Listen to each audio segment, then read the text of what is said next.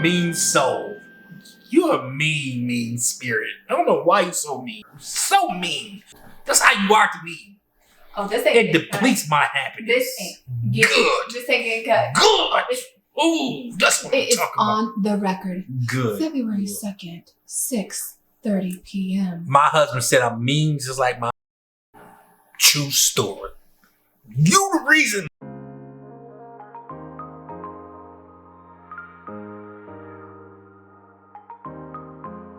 So last year, planting our garden, we just planted our seeds and prayed and hoped for the best. As a farmer, I'm gonna tell you that is not the best way to go through things. You always want to plan and make sure that you have a successful season. Most farmers are gonna tell you that the soil is your foundation to any successful farm, whether you have a livestock farm or you growing crops. As a farmer and looking at my soil, three things came to my mind is what does quality soil look like? How do I tell if I have quality soil? And if I don't have quality soil, how do I fix my soil? I know some of you guys are gonna say, hey, this is gonna be a boring topic. I'm gonna stop the video right about now. But I'm gonna say, hang on a little tight because it doesn't make a difference if you are growing food on a personal scale or if you're doing like us, got a market garden and growing food for a profit. During my research, I ran into an article from a conservationist named W.J. Spillman, and he expressed something important and was significant to me. What he said was the soil quantifies the profitability of a farm. What that meant was if you have poor quality soil, your farm is not going to be as profitable. He also expressed the importance of doing things such as crop rotation, land to animal management, rotating your animals out, and implementing certain practices in your farm to ensure that you will have quality soil and increase the quality of your soil. And once you increase that quality of your soil, your profitability as well will grow. Now, that is very important to us because we grow our food on a small scale. We have a 1/4 acre garden, and it's important that we have as much profitability as possible in that small scale of space. No farm is going to be the same. For example, a soybean farmer in Iowa is not going to have the same soil requirement as a corn farmer in Mississippi. There's 4 key indicators you look for when you're looking at your soil quality. The first one being visual. Do you see any signs of ponding, runoff, or heavy weed pressure? The second one being physical. What is the depth of your topsoil, the texture of your soil? The next one being chemical. How is your organic matter? For example, do you have any high nitrogen, low calcium? Also, we have biological. What is the micro and macro environment look like? Do you have heavy earthworm and microbial present in your soil? The last two you may need some assistance with. And last year, we didn't look at any of that. In fact, we just threw a Hail Mary and put our seeds out there, prayed that things grew. They did grow, however, we didn't see the results that we wanted to, so we stepped back and decided to do something a little bit different, and that's why this year we decided to do a soil test. In fact, what we did was this fairly simple process. What we did was we dug up roughly 3 inches of soil in various areas of our plots, and we put it in a Ziploc bag, mailed that off to a local lab, and they emailed us our results. And we're gonna actually get into those results today and show you guys what we got and break down those numbers a little bit for you. All right, guys, so before I start, I just want to give a quick disclaimer. The company that we chose to utilize was Midwest Laboratories for our soil analysis. Now, we're in no way, shape, and form sponsored or affiliated with Midwest Laboratories. In fact, I do urge you to do your own research and find an application or company that works best for you. The reason that I chose to utilize Midwest Laboratories for, one, the ease of their product. It was fairly easy to get them our product. Two, I received my report via email in a PDF format, as you can see here. Then also I was able to talk to a live representative to go over that report, being that we are first generation farmers. Next thing is they also have what we call an interactive web-based format that we will show you as well.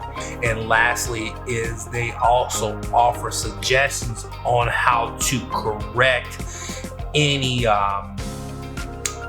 amendments that you need, and they can actually do a special blend for you if need be, and provide that to you. So that's why I decided to utilize Midwest Laboratory. So let's get into the actual report. This is once again going to be the PDF version of our report. Just gonna highlight the concerns versus getting into too much of the numbers, but just to point out, we do have some great organic matter here, 7.3%. Overall, our representative that I talked to stated that he was very impressed with our soil. The only concerns that we had were three things that he saw. Was one is going to be the potassium levels and the magnesium levels are a little on the high side, but then also our calcium, as you can see here, is actually a little bit low, in which that was probably the reason why we received a lot of foliage when it came to our tomato crops, but our actual fruit was really small. I initially thought that Jamie had mislabeled the tomatoes, but it sounded like it probably had something to do with the calcium level and not having enough nutrients when it comes to calcium in our soil. The suggestion on actually correcting that was to add gypsum to our soil. Roughly, we're going to be doing 400 pounds of gypsum in our soil, and we're going to do that twice this year. We're going to do that once before we plant for summer crops, and then we also going to do it in the fall. But again, all in all, the numbers were, he said he was very impressed with our numbers because we had a lot of organic matter. Like I said, the magnesium is on the high side, so we're going to work on that. I'm going to show you guys something cool with the interactive base and how it tells us, based off the crops that we grew last year and the crops we growing this year, the type of suggestions that the interactive base give us for our soil. So let's hop into that real quick. All right, guys, so now I'm in my dashboard here. When you're in your dashboard, it comes up like this, and you can see we have one report. This report was generated on January 26th, says Acre Farms, and then it gives you three options for your report. When you click on that report drop down, it says PDF report, interactive report, and then download. What we do is we click on the interactive report, and that's going to take us over here on the interactive report. Now, this is the exact same report that we got with our PDF. I'm not going to go too in depth with these numbers, but what I wanted to show you guys was this cool aspect of the interactive report. So you hit add recommendation, and it comes up with this here. So last year we planted tomatoes, cucumbers, a whole 9 yards, and we want to do a rotational crop. So what that means is we're not going to plant our tomatoes this year where we planted our tomatoes last year. So for example, let's say this year I want to plant my tomatoes where I planted my cucumbers. So I just hit tomatoes, and then I go find my cucumbers. Everything's in alphabetical order.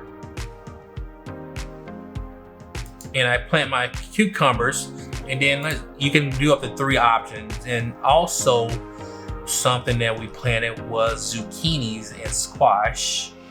I'm not for certain if zucchini is going to be the same as squash, which it is. So we're gonna go find squash, SQ, and then we planted peppers. Peppers with a P. And so this year we're gonna plant our squash where we planted our peppers. And these are just yields that they already pre-generated yields. I'm just gonna leave them as is. You can change them if you're into trying to figure out how to maximize your yields and all that. Definitely mess around with that. As of now, just for tutorial basis, I'm gonna leave it as is. And then you just hit calculate. And what that does here, it creates a new field for you, and it gives you recommendations on things that you need to address in the soil. As I had mentioned already, that per my conversation with our representative who assisted me on going to report, our magnesium numbers were high. As you can see here, magnesium is at a 4.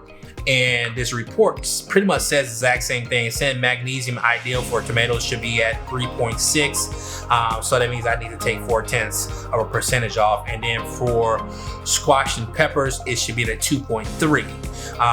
And then also it shows that our boron levels are a little bit on the high side for tomatoes and a little bit on the low side for a little bit on the high side, a little bit on the low side for the tomatoes, my apologies, and a little bit high on the high side for our squash. So that means I need to address something with the boron. I'm not for certain what I'll need to do for that, but I'll look into that. But this is just a cooler aspect of this report. And this is something that we receive at no additional cost.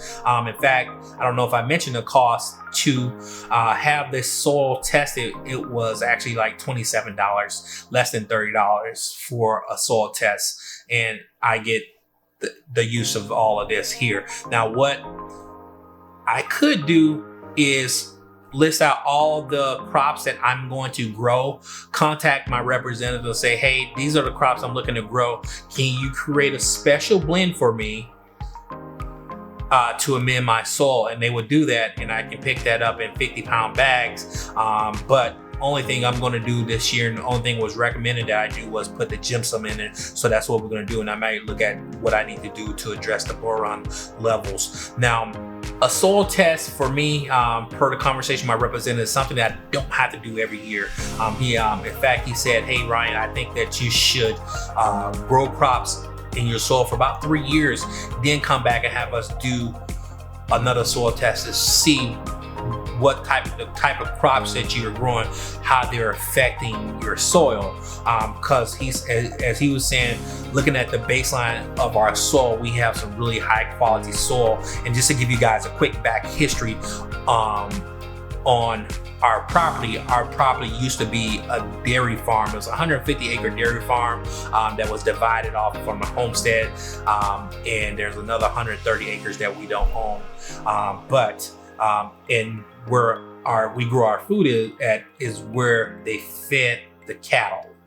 So all that manure and all those good organic matter just dropped there and leached into the soil and provide us with what we feel is some really nice quality, healthy soil. And that's what we plant our crops in. So we lucked up there. Now, like I said, in the coming years, our goal is to, again, maintain the soil, but also increase the profitability. So we are playing around with cover crops, rotational crops, and doing things such as utilizing fish fertilizers and worm tea, compost tea, and things like that to make sure that we keep all the nutrients in the soil. But I just wanted to share this with you guys, pass this on, because this may not be common knowledge to some people. It wasn't for us being first generation farmers. So I found it was useful. I hope you guys got some use from it. Please drop some comments below. Also, share some of your experience with your soil and soil quality. Again, as I always say, not one farm is alike. and the quality of our soil is not all the same. So definitely drop some comment, leave some feedback, and we always open to suggestions and building a dialogue. We hope to catch you guys on the next one. As always, thanks for watching. Like, share, subscribe, tell a million friends or two, and we'll catch you guys on the next one. Peace. Again, pray for me. You know, this is the life and the struggle of Ryan. I'm docking this in my journal, kind of like when that person is alone out in space and they're hoping that they get found.